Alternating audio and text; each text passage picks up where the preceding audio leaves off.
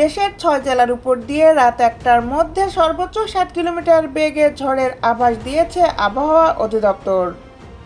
একই সঙ্গে বজ্রসহ বৃষ্টি হতে পারে বলে জানানো হয়েছে।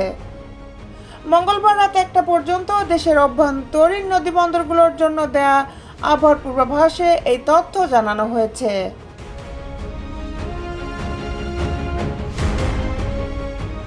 এতে বলা হয়েছে, খুলনা, বরিশাল, পটুয়াখালী, নোয়াখালী, চট্টগ্রাম ও কক্সবাজার অঞ্চলের উপর দিয়ে পশ্চিম অথবা উত্তর পশ্চিম দিক থেকে ঘন্টায় 45 থেকে 60 কিলোমিটার বেগে অস্থায়ীভাবে দমকা ঝড়ো হাওয়া সহ বৃষ্টি, বজ্রসহ বৃষ্টি হতে পারে।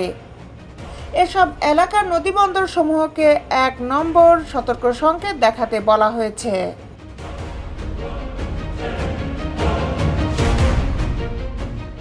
এদিকে আবহাওয়া অফিসের অপর এক বিজ্ঞপ্তি অনুযায়ী আগামী কয়েকদিন দেশের সব বিভাগে অস্থায়ীভাবে দমকা হাওয়া সহ বিদ্যুৎ চমকানো এবং বৃষ্টি অথবা বজ্রসহ বৃষ্টির পূর্বাভাস রয়েছে।